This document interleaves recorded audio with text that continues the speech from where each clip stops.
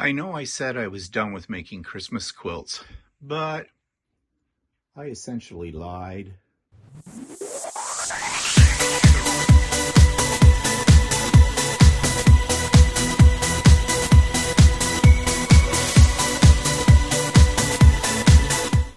Good morning, everybody. It's Stephen here for Bland Designs and the Idiot Quilter, and welcome to my weekly vlog for Monday, November the 13th, 2023, and it's vlog number 338, and I hope everybody had a good weekend, and I hope you're looking forward to anything that may be coming up in the week ahead. I know I am. Well, yeah, I have a few things to look forward to. Nothing radical. But anyways, I ramble. Let's move on to what I have been working on now. This is going to look like a little bit of a mess here because there's two projects at once going on. Yes, I'm that kind of person. I'm working on several things at once. I didn't intend to, but then along came a sale. I'll say more about that in a moment. But if you look up at the top part of my display wall, you see 2 rows plus 1 block. This is the Bundles of Joy quilt, which was the second choice that people made for me to do on the 4S Club Collab Challenge. I got the first one done with the exception of doing the quilting on it and binding, which is coming up soon, but you're not going to see that now until January when we do the big reveal. So I thought, what the heck, let's work on this one as well, because I happen to have a bundle of fat quarters that would work very well with this. I'm going to say a little bit more about this particular design. I'm going to just tell you right now that, yes, this is supposed to be bundles of fabric tied up with a bow, okay? That is the block design. I see other potential here as well, and tomorrow on Idiot Quilter, I'm going to talk about that potential. So sometimes, you can think outside of the box. You may have a pattern, but it may generate other variations that you might want to try. Again, we'll talk about that tomorrow on Idiot Quilter. The piece below, which is not all sewn together yet, so that's why it looks a little weird, is in the Hoop Applique project. It was on sale, Designs by Juju. I get a lot of designs from Designs by Juju. I love their designs. Many of them are a little bit juvenile, a little bit novelty kind of a thing, but many of them are really, really quite cute and fun. And they have sales all the time. So this was the Santa, I Believe in Magic Santa wall hanging is what it's called. And as I said, you do it in your hoop on your embroidery machine. It took me 2 days to get to this point, basically. I downloaded it on Saturday. They had a sale, 50% off. So I got this for $10 US. Regularly $20 US, so that meant $1.5 million Canadian, and started working on it when I should have been working on the other one. But squirrel. It happens to me all the time. So my plan is today, after the vlog goes up, to sew all the pieces together, and I'm really going to try to finish this as much as I can today or until I get bored. That happens. On my best time to work is in the morning. I get up fairly early, although I slept in today. I didn't get up until about 6. Usually I get up around 5:30. Yep. And I don't know what that is. Is that something to have to do with people that are over the age of 65? Maybe. But anyways, I'm most productive in the morning. Come about noon, I start to slow down, and by about 2 in the afternoon, I'm kind of like zonked. And I know why. It's because I get up so early and I go to bed. Well, for some people it wouldn't be late, but for me it's late. I mean, I used to go to bed at 9 o'clock at night, on a school night, always, when I had to work. And that trend stayed with me for up until about this past year. I was still going to bed at about 9. Then it started creeping to 9:30, then 10, and now it's lights out at around 11 because I'll go to bed probably closer to 10 o'clock, and then I'll read for half an hour, 45 minutes or something like that until I start to drift off. When I know that my Kobo reader is suddenly now being balanced off my nose, I know it might be time to turn it off and go to sleep. But regardless of that, I still wake up I usually wake up around 4 o'clock in the morning. I do drift in and out of sleep for the next hour or so, and then I just get to the point where, okay, my brain is working now. I am not sleeping. Get out of bed. And do you ever have that? If you're retired, you know what I'm talking about. You know, well, at least for me, if I don't get up and get going, I feel like I'm wasting the day. But there are mornings when I think, but why am I rushing around? I don't have any deadlines. I don't have anything on those days or something that I definitely have to be at or have done by a certain time. I can just lay here for a while, but I can't. My mind is working. I figure, hey, I'm wasting my day. Let's get on with it. I like to have a day that's productive. So, anyways, yep, I'm working on those two projects as you saw, and I'm working on a few other things which I'm going to talk about a little bit later in the vlog. Okay, so that takes me to YouTube channel of the week. This one I came across. It's sort of, if you're interested in travel and things like that, then you'll be interested probably in this one called Johnny Strides. And the thing that makes this travel one a little bit unique, I think, is that many of his videos focus on Toronto, my place. I don't live in Toronto. I live, 40 minutes outside of Toronto in basically a suitcase city. But yeah, and it's just kind of nice to see travel vlogs about, someplace where I live. And actually, it shows me a few things I didn't know about the area. So here's what I'm talking about. This week's YouTube video comes from Johnny Strides, and that's the name of the YouTube channel. And this is a travel channel. However, what's kind of unique about this is he talks about Toronto, and he takes you around to various sites in Toronto, street scenes, different times of the year, different festivals, different things that are going on in Toronto. So if you've never been to Toronto, you might want to check out his videos because he tells you all kinds of things about Toronto. But what's also unique about this particular YouTube channel is he doesn't just look at the good things about Toronto. He also tells you about some of the things that aren't so good as well. So you get a very well-rounded opinion about what the city is all about. I find it really fascinating, and although I live just outside of Toronto and have been there many times, there's a whole lot of things on here that I have never, ever explored before. So it makes me want to see some of these things that he's talking about as well. He even does live walkabouts during the day or at night as well that people can join in on too, which is kind of unique. So if you want to learn everything you ever wanted to know about Toronto, plus he does have some other travel videos from other places around the world, then check out Johnny Strides. So you'll find the link for Johnny Strides in the show notes below. You will also find information about how to contact me, and I've put a link in there. YouTube has been doing some new things. I think they call them upgrades. I call them a pain in the butt, and I have a feeling most YouTube creators feel the same way because they've moved some things around. But I did check the link for putting you into my About section, which is now located kind of at the bottom of after the show notes, but not in the show notes. I don't know. It's very confusing, and it should work okay. And that's where you'll find my email address if you need to contact me about anything. You will find 2 Zoom links. Now, be careful. Read the Zoom link so you make sure you hit the right one. I know it gets a little confusing, but the first line in each Zoom link tells you what it's about, okay? So the first one is for the Idiot Quilter Pop-Up Sew Day. Yes, I'm having a pop-up sew day this coming Saturday, November the 18th, starting at 8 a.m. Eastern Time. All are welcome at this. As you know, many of you are repeat customers.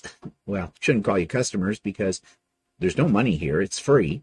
Okay, so we get together, we work on whatever we want to work on, we talk about whatever we want to talk about, we eat whatever we want to eat, whenever we want to eat. I think some of you will get my reference to that. And yeah, we have a good time. It's a no drama space. Again, pregnant pause. No drama space here. We're just there to be supportive, have fun, show off what we're making if we wish to do so. And I know for me, I always learn something, and most of the people that come on there are enablers for me. They show me something that I don't own and I want. And yeah, it usually costs me money because I go shopping during it. So anyways, all are welcome. Come and go as you please. If you can't make it right at 8 o'clock, for whatever reason, it doesn't matter what that reason is. It doesn't matter. You can come whatever it's convenient for you. Same with when you need to go. It will run all day, 8 till about 5. And yes, for Walter's fan club, he will not be involved in the pop-up sew day because he's going to an in-person sew day with his sewing class buddies. And I don't care for that class. Well, not because I don't like the people or anything like that. It's just I'd rather be with you. I'd rather be with my peeps. Okay, and then of course there's a link right below that link for Sewing with Stephanie and Stephen. And that's our weekly Wednesday session. Runs all day, starts at 8, come and go as you please, bring a project. All are welcome. If you've never been to one and you're free in that time, please join us. You will be welcome with open arms. It is not a scary group. They're all a bunch of really fun people, and we just have a good time. Sometimes there's lengths of silence because we're, got our nose to the grindstone or to the sewing machine, and other times we're just flapping off at the gums, and it's just fun. Very fun. So do join us if you can. There's links to all of my friends' YouTube channels as well below that. And there is also a section, which I have been doing over the last few weeks, where I have a link to all my past videos in the last week in case you missed some things and you're interested in seeing those. I just want to say at this point in time, thank you for all of those of you that have subscribed. I know you hear this 100,000 times from other YouTube creators. They always say, well, it really does help. It gets the channel out there. It is true. It does. I've been reading some things about YouTube and their algorithm and what they do. And people the more subscribers you have and the more people make comments or, hit the like button or the dislike button, whichever. Yeah, you will hurt my feelings if you hit the dislike button. But what I'd rather you did is in the comments. If there's something you don't like, and be polite and constructive about it, please let me know in the comments. If you don't tell me, I don't know. But let's keep personal feelings out of it. In other words, don't be slamming me. You're fat, you're old, you're ugly. Okay, no, that's not constructive, and that does hurt my feelings. It might be true, but it hurts my feelings. Okay, but I do read all the comments. I try to respond to the ones that basically I think should have a response, whether it's to answer a question. But one other kind of thing and I'm nitpicking, and we talked about this on So Chatty this week. If there is something that you want to know the name of or where you get it, please do some due diligence and do a search. Google is amazing, and that's what we did the whole So Chatty thing on this past week, how to do a search. Especially, you'll say, well, just like the kids used to say in school, I said, go look that up in the dictionary. Well, back in the days when we used to use dictionaries in schools, and they go, how can I look it up in the dictionary if I don't know how to spell it? Well, there are ways, okay? And it's the same with Google. There are ways, and we gave you some of those tips and tricks, and there's a whole lot more out there. You just have to Google it. Yeah, Google. How do I do a Google search? You'll find lots of tips and tricks you probably didn't know. I certainly did. It's not that I mind giving you the answer, but sometimes people demand answers. Itchy eye. That I don't like. I do not respond well to commands. So it's a good thing I'm gay. Because if I was married to a woman and she started giving me demands in the honey-do list, that wouldn't go over well. Okay? You know what I'm talking about. But, If somebody has said, look, I've done this search and I tried this and that and I just can't find this, I am more than willing to give you a hand. But if you're just lazy, oh, what was the name of that fabric? Go back. If I said the name of the fabric, go back. You can rewind and find that section and listen to it. I try to put links for any of the products I talk about in my show notes, but sometimes I forget, sometimes I don't know. Like, for example, especially on the Idiot Quilter, if you're looking at one of my projects and want to know what fabric I used in it, well, I can't tell you. I don't remember. I'm one of those kind of people, when I see fabric, I don't buy my fabric according to brand or by designer. It's by what it looks like and my mood at that moment. I go, ooh, that's pretty. I have to have some. And it's the same way when I make my quilts. I don't really pay attention to who made the fabric or who the fabric designer is. I just use it because it looks like it's going to work. So that's why I can't necessarily give you a direct answer to that question. And to be honest, and I'm always honest with you, I'm not going to spend the time hunting for that fabric for you. That's your job. You like it, you want it, you hunt for it. There, I said it. I'm not being mean and a tyrant, or I'm not trying to be, and I know that probably comes off sounding like I'm being a little bit mean, but I'm not. I mean, come on. What is it? You can give a man a fish and feed him for a day, but show a man how to fish and you'll feed him for life, kind of a thing. Well, it's kind of that kind of thing. Do your search. Okay, I don't know how I got on that. That's dumb. Anyways, let's take a look at the current weather in my area. And let me pull up the weather map. It's here somewhere. Map. Where did I put my map? The thing I don't like about, there we go, that I don't like about Mac is like how they organize their windows. But anyways, I digress. Okay, so here we go. It is currently 3 degrees Celsius. That's about 3 and 3 is 6, about 36, 37 degrees Fahrenheit. So it's just above freezing. So it is frosty. And it looks like our high today is going to be 11 degrees C, which is, 22, 30, about 52. So that's balmy, shorts weather. But as we look at the rest of the week, well, actually the rest of the week looks fairly pleasant, partially sunny, no rain until Friday, 60% chance, and the temperatures are double digits for the most part in the highs. But then on Saturday, we're getting a little colder, and Sunday, 35% chance of snow. Say it isn't so. Monday, sunny, so that'll melt the snow. Tuesday, rain, 6 degrees, rain. Oh, I don't like rain. I don't like rain in November, December, January, especially if there's snow on the ground, because then it becomes slush.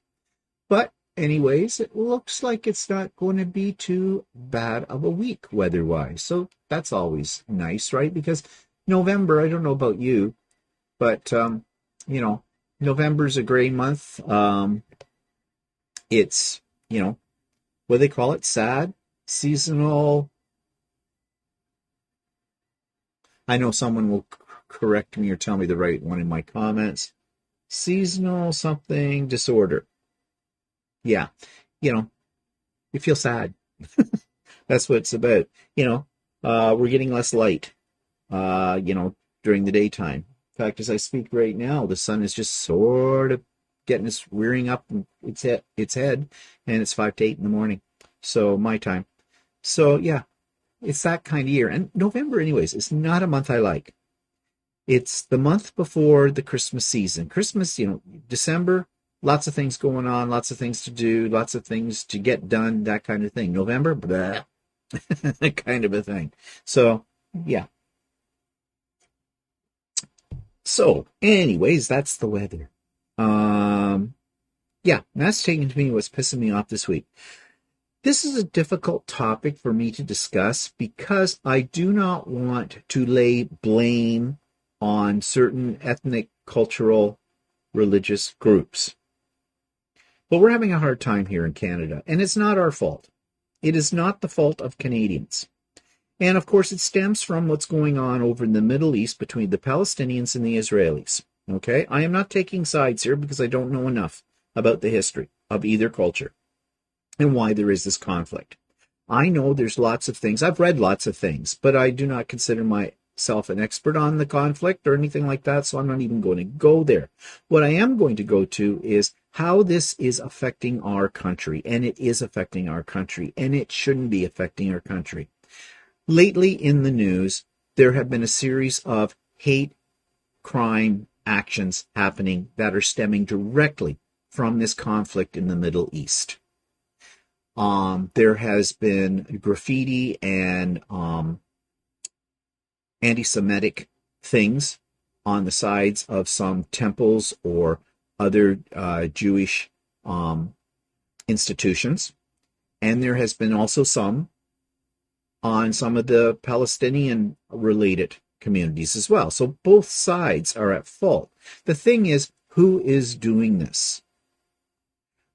I mean, immediate answer to this is it's individuals from either group, either side, going back and forth at it. Maybe.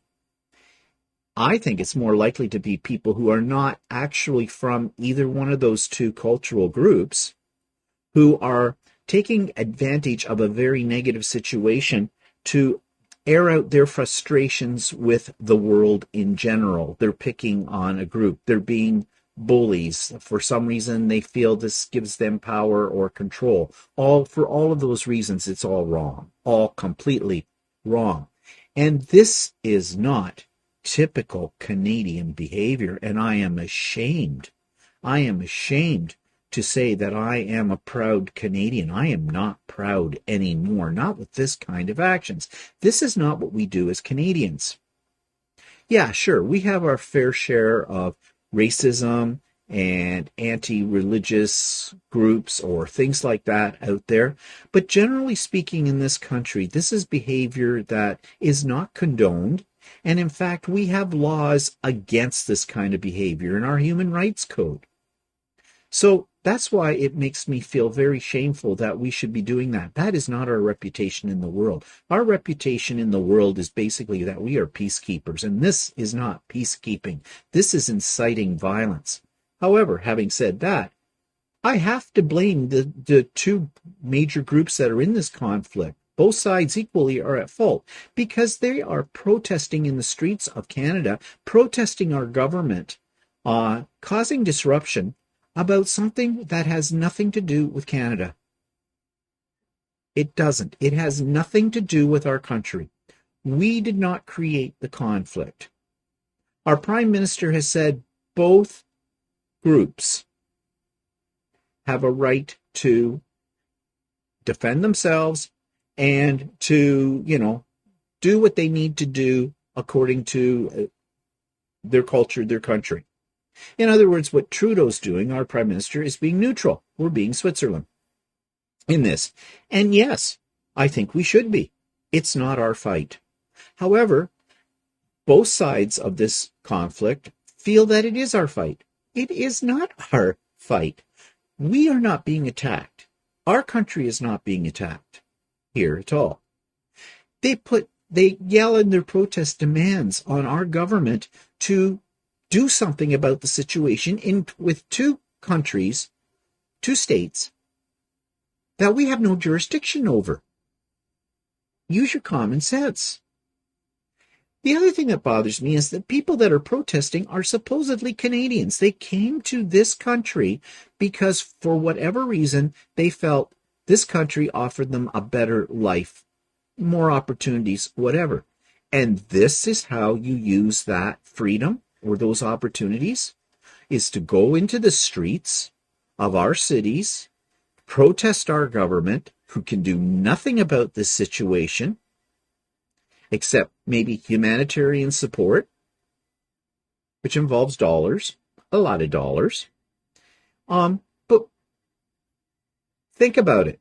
I am sorry that you have family, relatives, and friends still living in the conflict zones. That is horrible. And I can only imagine how that's creating a lot of stress on you as well.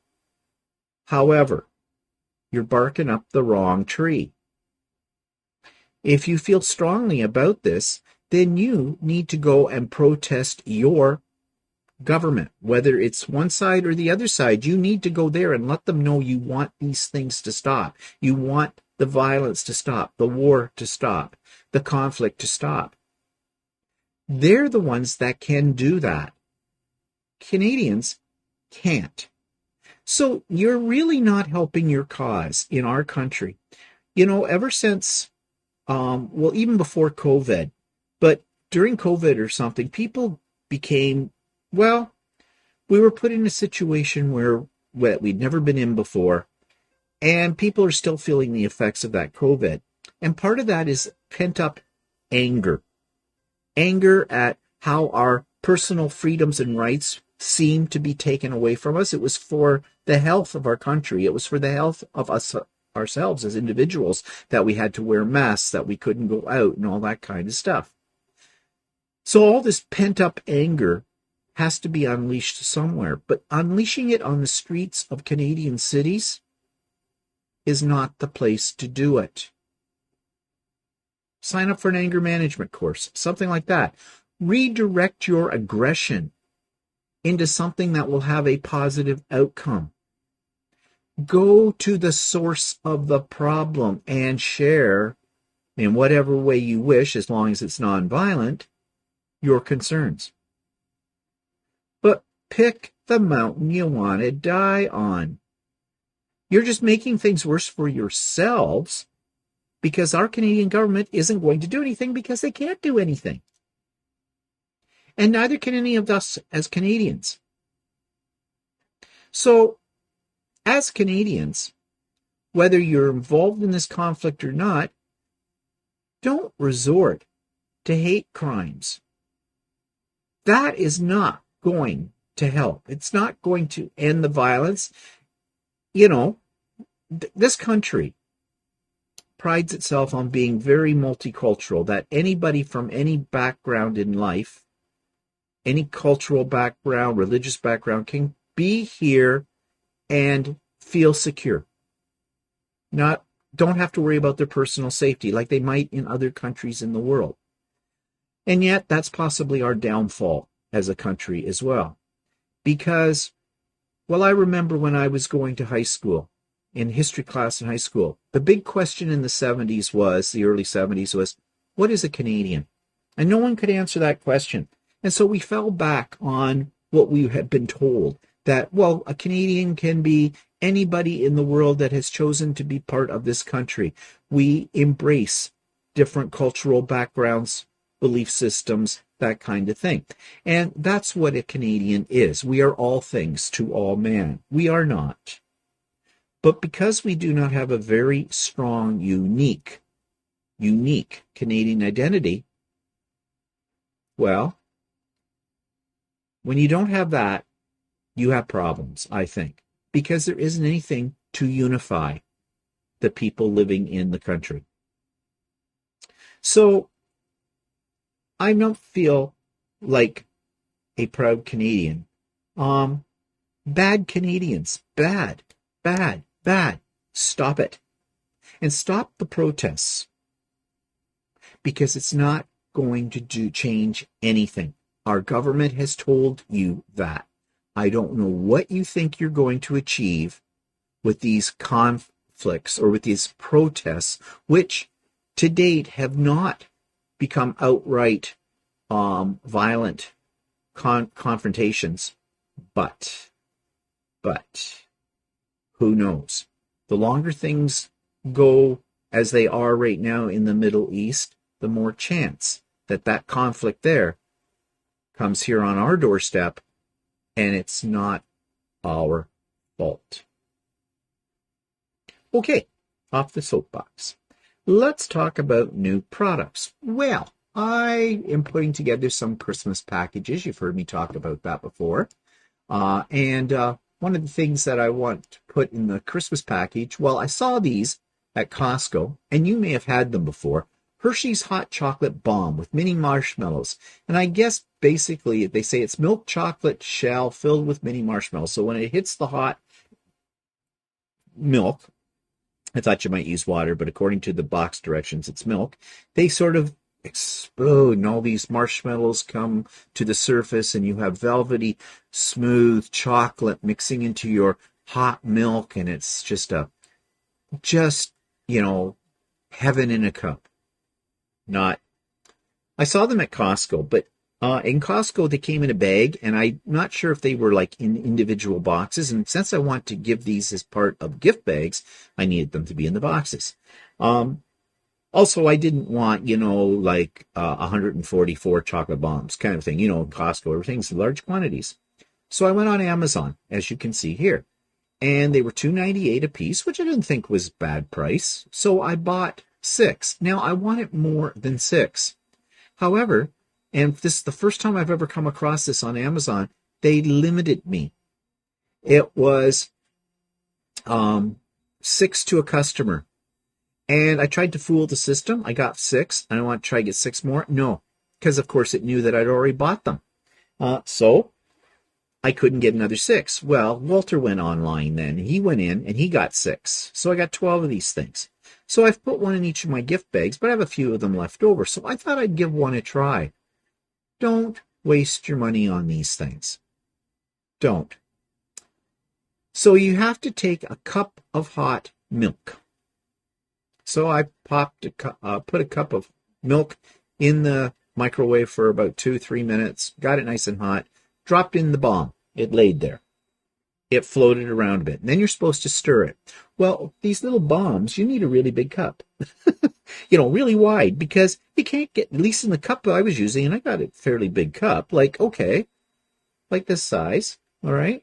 You really couldn't get the spoon in there on the sides. Eventually, it sort of started to dissolve, and up pops some 4 or 5 little miniature marshmallows. There you go. So you stir. The chocolate melts down. You've got a lovely cup of hot chocolate. No, you do not. The stuff does not dissolve all that well, and you want to drink it quick. Don't let it sit, because when it sits, it starts to congeal. The chocolate starts to somehow drops out of the milk solution to the bottom of your cup, and so you've got to be constantly stirring it. Sounded like a cute idea, but I don't know, maybe I was doing it wrong. I mean, how wrong can you go? The directions were pretty easy. Hot milk, drop in a bomb stir. Okay, that's what I did. So I'm not impressed. I'm not buying any more of these. However, what about the taste? Well, at first, they're very sweet, of course. They did sort of taste like Hershey's chocolate bar in liquid format, but very soon it just kind of went away. So, yeah. Now, maybe you've had better luck with these, and that's fine if you have, but I'm still giving them in part of my gift bag because I figure, well, let other people enjoy the hell. Not really. It wasn't that much of a hell, but it's just not something that really floated my marshmallows well in this. So, yeah. So that's what I did by this week. That was new, and that's about it. Now, I did go, there was a fabric store in my area, Annie's, which I've talked about before, and they're moving locations, and so they were having a big sale on Saturday, 30% off everything in the store. So I went in and I bought a few things, and I'm going to talk about those on Idiot Quilter tomorrow. Okay, so that takes me now to the grow lights, and last week I was talking about whether or not we should plant more tomatoes, because we had tomato plants under the grow lights, last year, and this year earlier. And I thought I got something called dwarf, and they were only supposed to grow 12 to 18 inches high. Well, no, they were like Jack and the Beanstalk, went right out the roof and, up into the sky. And they did produce lots of tomatoes. In fact, we transferred them outside, and they worked fine. But I was looking for something that were truly dwarf, that we could grow under the lights. So Heidi, one of my subscribers and a friend, she recommended what I'm going to show you right now. She recommended these tomato seeds called Tumbler F1 Hybrid Trailing. And she's had them, and she says, now she's had them in, I think, in hanging pots or something like that outside. And she said they worked really well, and the tomatoes were good. They look luscious in this picture. That's for sure. So I bought 3 packets of these, and I haven't planted them yet. Have to get the planet, and we'll see what happens with that. But I'm hoping that these will work out under the grow lights well, and we'll have nice, fresh, cherry tomatoes, grapes tomatoes throughout the winter without having to go to the grocery store and buy some. So yeah, we'll see how this works out. I'll keep you informed. And they come from a company in Canada called Mackenzie Seed. And Mackenzie Seed has a very good reputation as well for providing all kinds of seeds and things for gardening. So, yeah. So we'll see how that works out. Okay, so that takes me to what I'm making on my 3D printers. Just let me find a picture here for you. Okay, so I wasn't sure what to make next. In fact, my printers have been sitting idle for a little while because I was out of ideas. So I thought, I don't really need any more Christmas 3D printed things because I have a lot of those that I put out at Christmas time. But I thought I'd just do a search because there's new things coming up all the time. And I came across these. And of course, you know I had to have them, right? Gnomes. But these gnomes have this little ring built into the top of them, and they are meant to be Christmas tree ornaments. Now, that is not how I'm going to use them, but I'm going to give these along with my gift bags and things at Christmas time. I'm going to tie them to the handles of the gift bag with a nice, Christmassy bow. And so somebody's going to have a little Christmas tree ornament if they want that. I'm also thinking you could do a lot of other things with these as well. It could be a key fob, kind of big for your pocket, but it would fit in your purse. They're not huge. In this picture, they look bigger than they really are in real life. You could use it maybe to, wherever you need to hang something. Yeah, you could use them for that. I just think they're just stinking cute. So that's why I'm printing off all kinds of them, and that's what my printer's going to be busy at for the next little while. So, yep, that's what I've been at on the 3D printing corner. Actually, I've been looking at and been debating, but I'm still holding off. There's all kinds of new 3D printers out in the market that do, all the things that are Creality ones that I have don't do, like automatic bed leveling. They have enclosures. They're faster. Prices vary, of course, as all in all cases. The prices vary on a lot of things. But there are some that are fairly reasonably priced in comparison to what I paid for the Creality ones. But do I want to venture out into newer technology and have to go through another learning curve? I mean, I pretty much understand my printers now. I can fix them when I need to fix them. I can take them apart, put them back together again. So if I get something that's, new fangled, I have to relearn all that stuff again. And I don't know. It's the old adage, if it ain't broke, don't fix it. And my printers are not broke. And I can fix them if I need to. So, yeah, I think I'm holding off on that right now. Plus, where am I going to put it? I'm out of space for these kind of things. Yeah. Okay, so what that takes me to, Melbourne, day 6, part 2. How'd you like your boat cruise? It was okay, but it wasn't really. It was great. It really didn't. No, I wouldn't recommend it. Yeah. Now, what's it, 25 a piece it costs? Yeah, Yeah, it's not thrilled. So we're going to take a walk down the other end of is this the north or south bank? it's called South Bank. South bank. You've seen videos before where we went up one way on it. Now we're going to go down the other way, and there's a botanical garden, maybe take a wander around there. We're having lunch right now at a Greek restaurant down here. Fairly pricey place, but they're all pricey down here. And then tonight we meet up with the person that we met up with on a... Is that your... That was the European crew. Their European tour. Well, how many years ago was that? That was 1992, I think. 1992, when was that? I don't know. Walter remembers this person. I do not at all. But anyways, he lives here in Melbourne, so her and her husband are meeting up with us tonight at a restaurant near our hotel for drinks anyways, probably dinner, I guess. Today's going to be a fat day.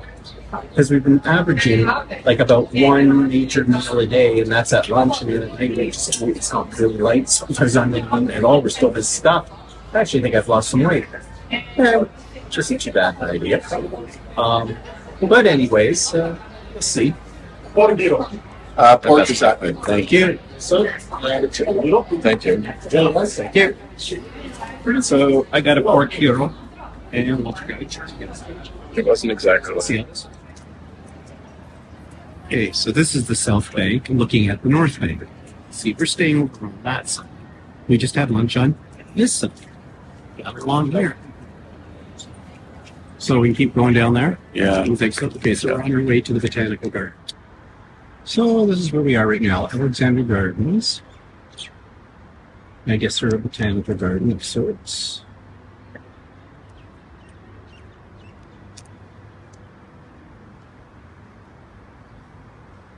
And we might get rained on, we might not.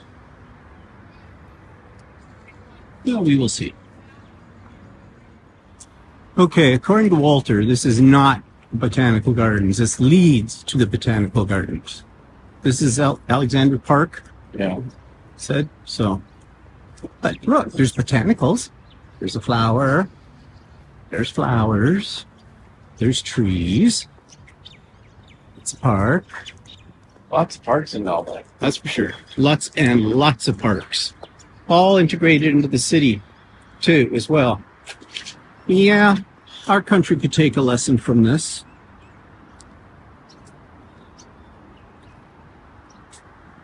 Especially Toronto. Don't come to Toronto for the greenery. You won't see any. Well, right now there's no greenery, but...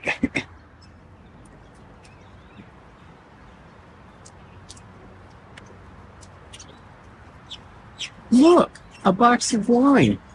A natural item. It grows here. Naturally.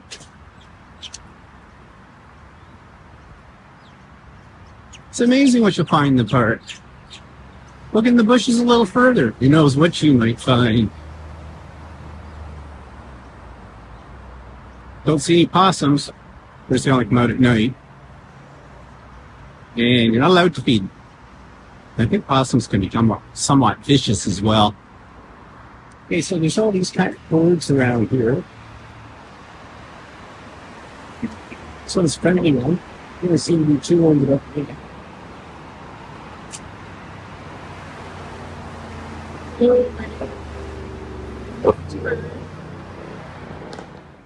We're now in the Royal Botanical Gardens, and here's some of the flora. Little cacti, succulents. And of course it's uphill. More cacti. Very green, except for that one.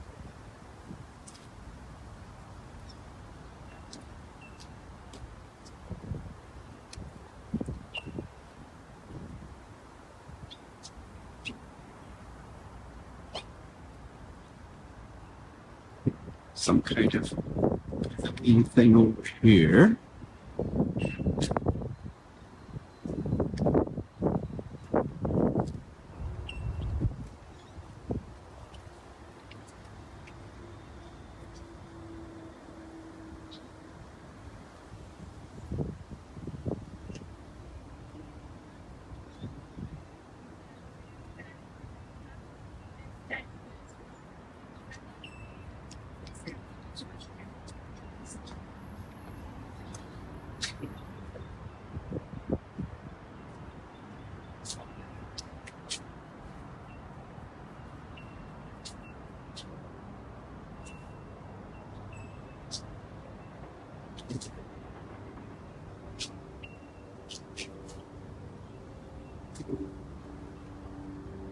And have you figured out where we're going now?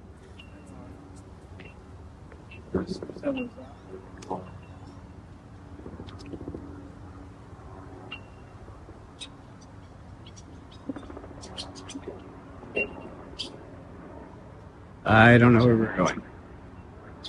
No idea.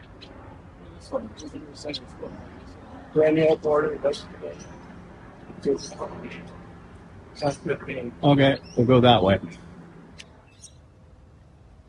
We don't know what that is over there. Could be the visitor center. I don't know. There's a map down here. See what the map says. Very lush. So here's a map. And you are here. Okay. Well, this doesn't help me much. Garden houses.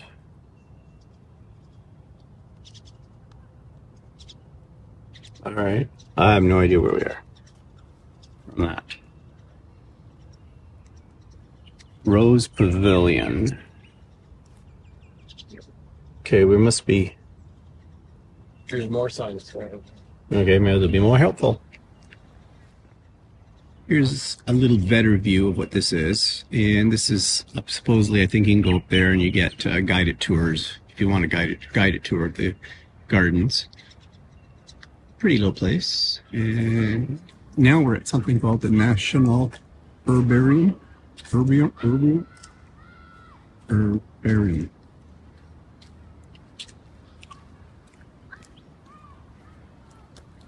I don't know if you can go in there or what the story is. It's over here, I think.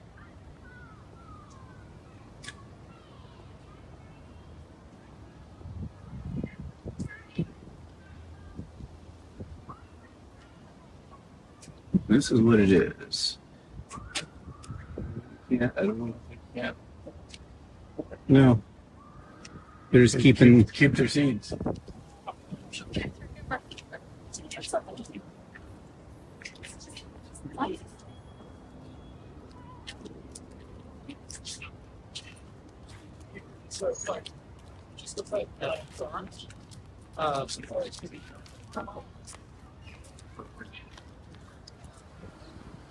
This is the visitor center right around here.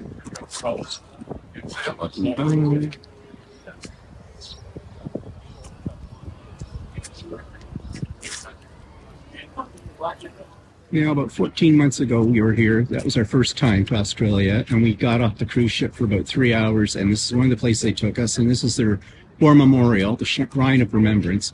So if you've seen some of my older videos, you have seen this before, but we're here again, so you can take another shot, and of course, it has a great view of the city from up on top, but I'm too tired to go up there today, and been there before, so not going to do it again.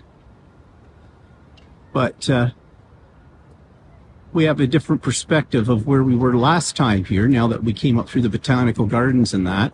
And of course, with our whole week here in Melbourne and exploring it on foot, we kind of have a better sense of what the city's all about and where this is actually situated in the city.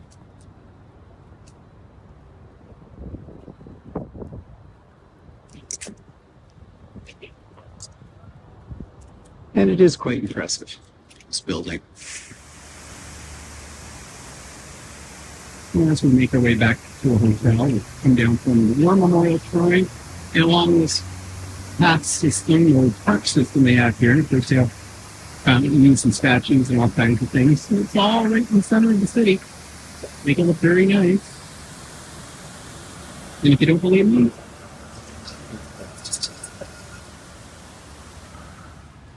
well, it's just a floral clock with packaging on it. No. Oh, what? Some woman said no problem. Oh, yeah. Well, there always is.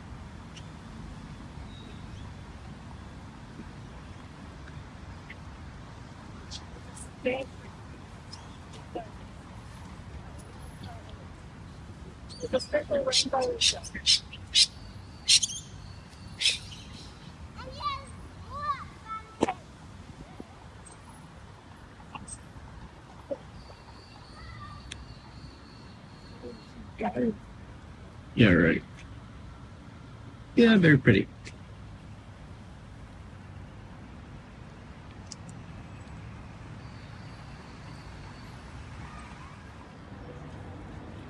And just another view of the city.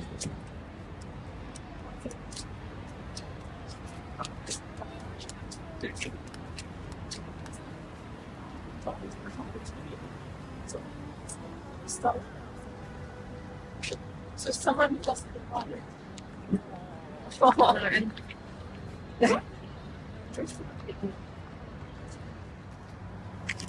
Okay, so we're standing down here at a place where we're supposed to be meeting Joanne. And of course, makes a lot of sense.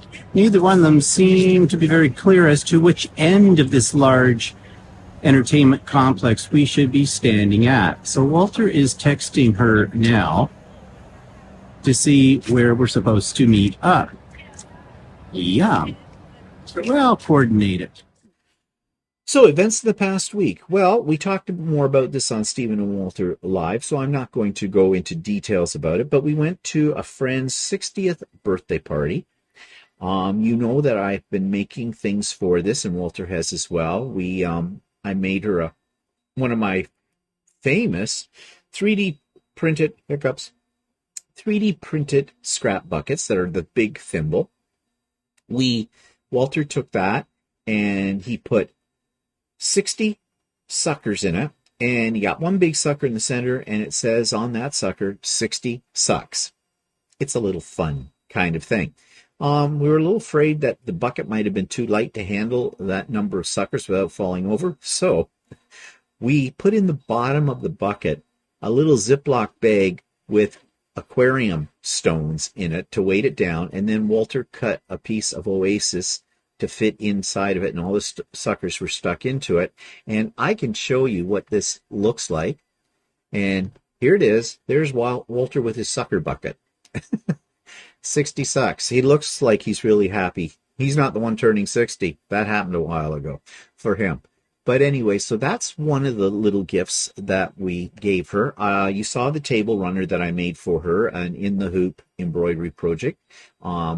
And Walter got her a gift set of scissors from LDH, and you know what all about that, too, because we've talked about that extensively on So Chatty, the problems with that company.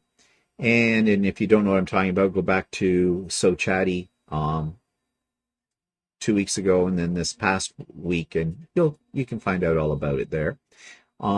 Anyways, that he made, and I didn't take a picture of it, and I wish I had. He made her a beautiful Christmas tote bag as well. And when Walter makes a bag, well, we did show it on, I think we showed it on So Chatty, and that, Walter's bags are absolutely designer and absolutely gorgeous. They're not just a tote bag. They are a work of art. And so that's what we put the scissor set in, the table runner, words fail me, table runner as well. And then, of course, we had this bucket with the suckers in it and the whole bit. So we did get a note from her, a text message yesterday or that. She had a good time at her party, and it was a lot of fun. So I think she was recovering a little bit from the party, if you know what I mean. But she was thanking us for the gifts and everything like that. And as Walter said, too, Gail would appreciate the fact that we personalized the gifts for her, because she is a sewer. She's a garment sewer. She's a brilliant garment sewer. She was wearing at her party some of her creations, and she is so professional in what she designs. And she knows exactly the kind of clothes she needs to make for her that look just stunning on her. She made this red coat, sort of a winter coat, that is just fantastic. I'd wear it. And well, no, it is a lady's coat, but I mean, it's just the style of it. I wish I had a picture of it, because it is phenomenally wonderful. But anyways, her party was too. It was a 1960s theme. It was supposed to be a 1960s cocktail party, so you were supposed to dress appropriately. Well, all the guys that were there were pretty much wearing jackets and ties or something thereof like that, and the ladies were all wearing either dresses that looked like they came out of the 60s, or the Little Black Cocktail, Audrey Hepburn kind of number and things. We were wearing our cat shirts that Walter made special for the occasion with the retro styled fabric, which you've seen several times now on our videos. A lot of people were coming up and asking about the shirts, and of course, I said, well, this is my shirt maker, Walter, and they seemed to be really fascinated by them, and they're beautiful shirts. They're gorgeous, as all Walter shirts are. My wardrobe is very nice, complete. All I need now is if I can get him to make me some long sleeve shirts, because this isn't one of his creations. I have one. I save it for special occasions. But I'd love a couple of more. But I know those take a lot more time than short sleeve shirts. But I'll nag him with that. So anyways, it was fun party. They had, it was an open bar. They had cocktails. Okay, so there was one cocktail. When we got there, a couple of our friends were also there. In fact, one of them does drag performances, and he did a couple of performances for the occasion, like freebies, because he doesn't get paid to do drag. So, no, this was, sort of his gift to Gail as well. And that was fun, and everybody seemed to love it.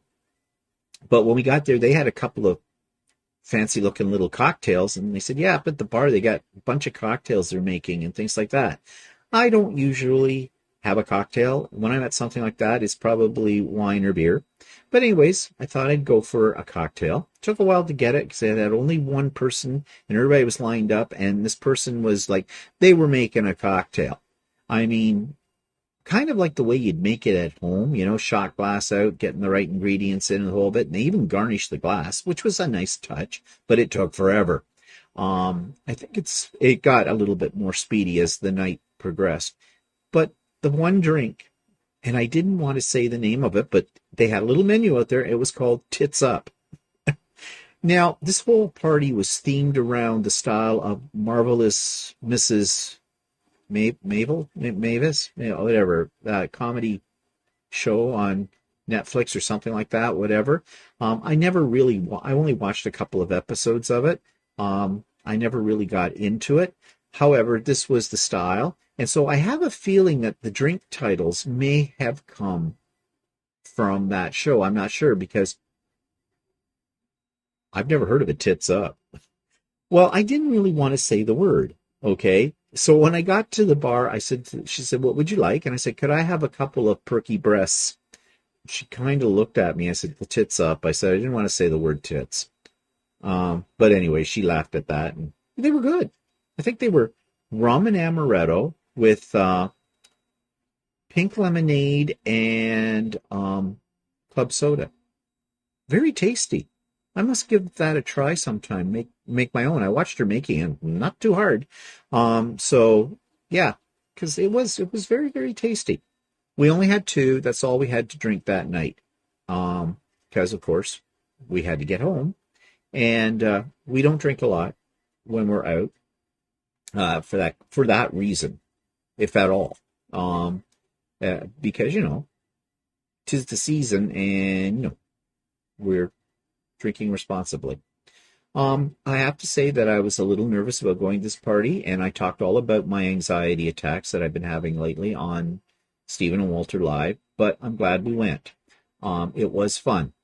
We didn't stay late. We left around 10:30, and it started about 8, but that was fine. With the exception of the people, two couples that we sat with at one of the tables who are all involved with Walter's sewing group.